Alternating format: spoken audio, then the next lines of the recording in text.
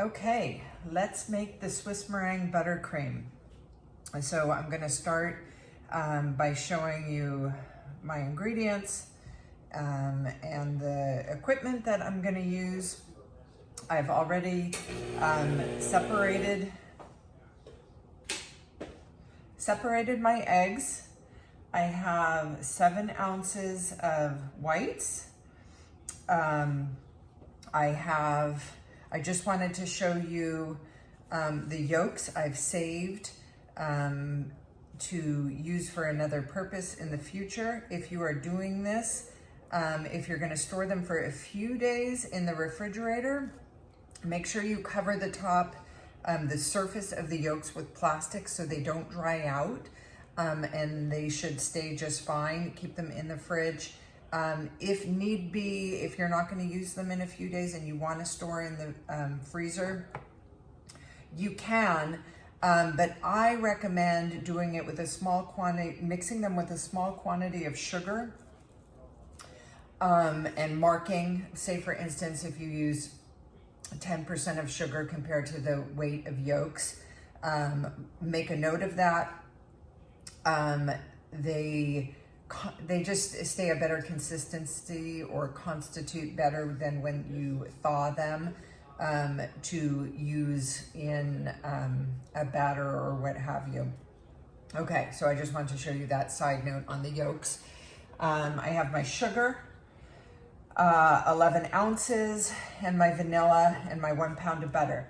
Now I want to point out to you the whites to sugar ratio is 1 to approximately 1.5.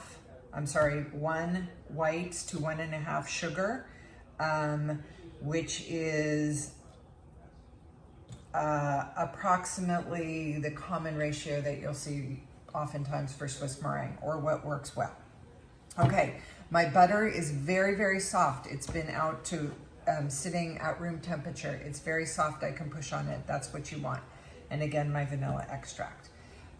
So I have my mixing bowl. For my stand mixer, I'm going to make this. Whites are going to go in the mixing bowl.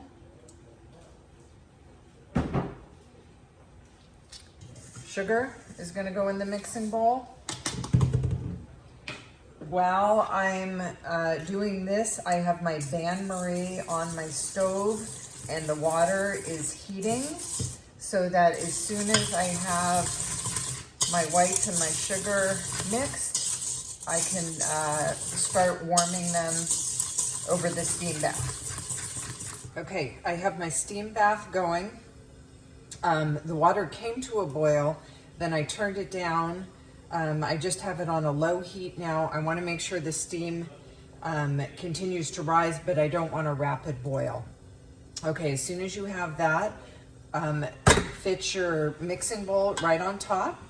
I have my whisk, and while the whites are sitting on top of the steam bath, I'm going to continually whisk.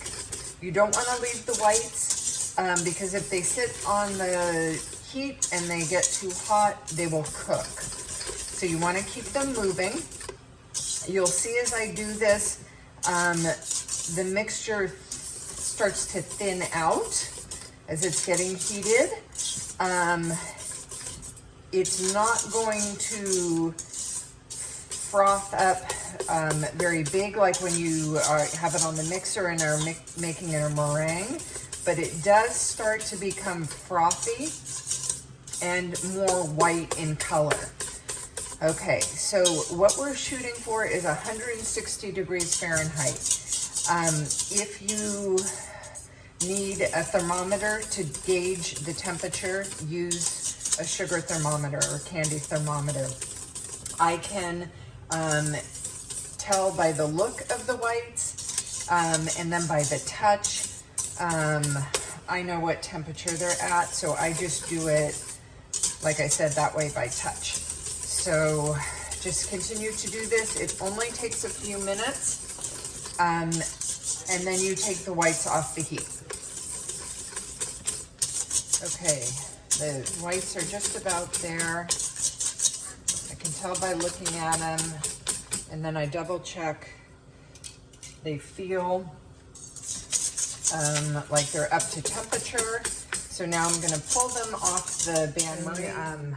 Get the bowl on the mixer, whip attachment. Do this straight away right off the bain-marie, and first start on low, just for a moment, and then you're gonna turn all the way up to high speed.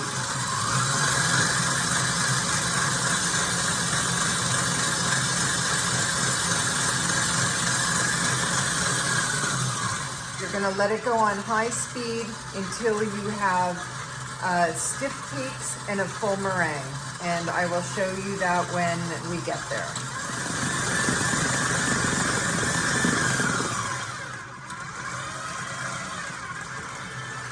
Okay, so I think we're just about there. I just want to stop the machine to explain something to you. As it's whipping,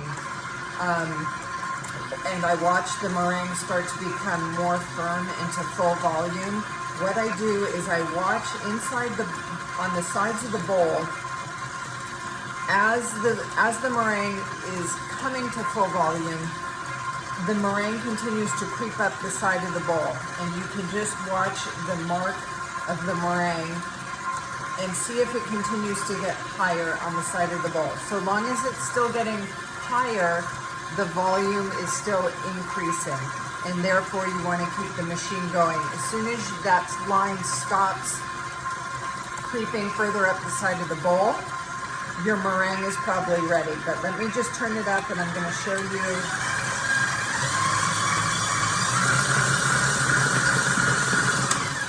Okay, I think we're there. Now I want to pull this down, let you see what a firm meringue looks like. And then I'm gonna put it back on to add the butter. Okay, holds its form, is very stiff. The bowl is slightly warm, but the meringue is done. Get that back on the bowl. When you're doing this, you don't need to take it off. I just wanted to show you. I'm gonna put it on the second speed. So the meringue is still mixing. And I'm gonna add my butter in about 4 pieces while this is mixing. So I take my soft butter and I just break off a chunk, drop it in the bowl. Let it mix, throw another one in.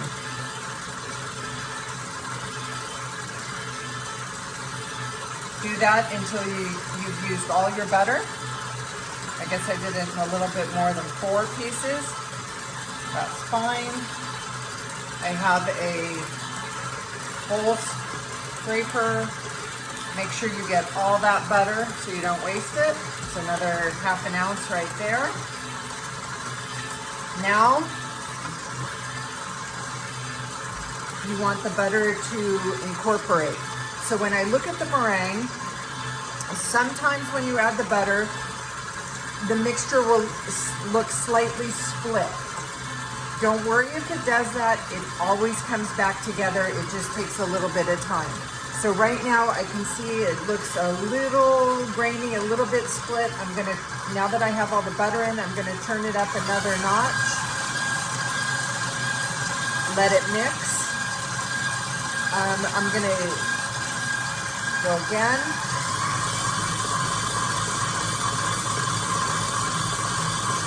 I can see it starting to come together. Okay.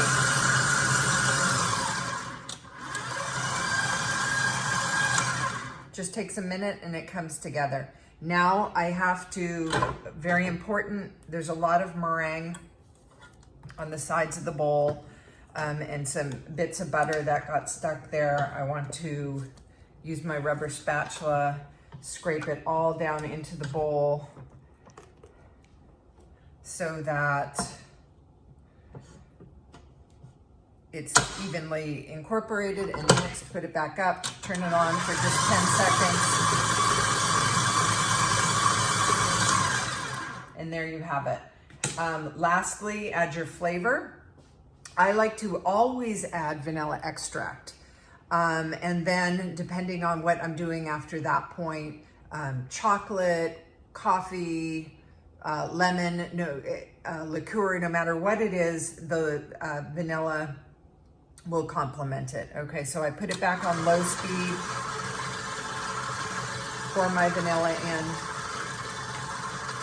turn it up, let that incorporate.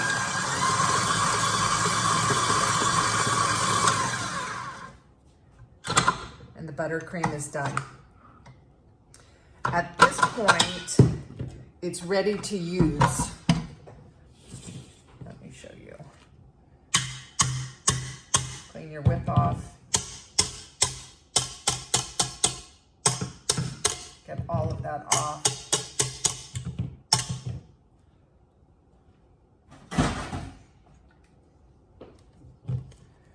Okay, if I was going to use this buttercream right now, I would want to slightly warm it.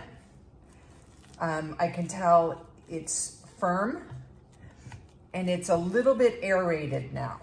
I can see the air bubbles. So I can either, since I still have my bain-marie, and if I'm using it right now, I can put this bowl right on top of the bain-marie for 10 seconds, stirring it and smoothing it out.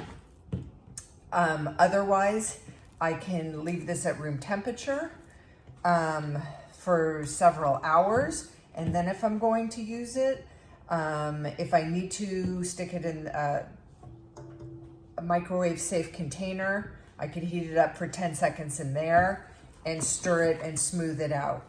If I'm going to store it for longer in the refrigerator or the freezer, then I again have to bring it to room temperature before I get ready to use it and slightly warm it and smooth it out.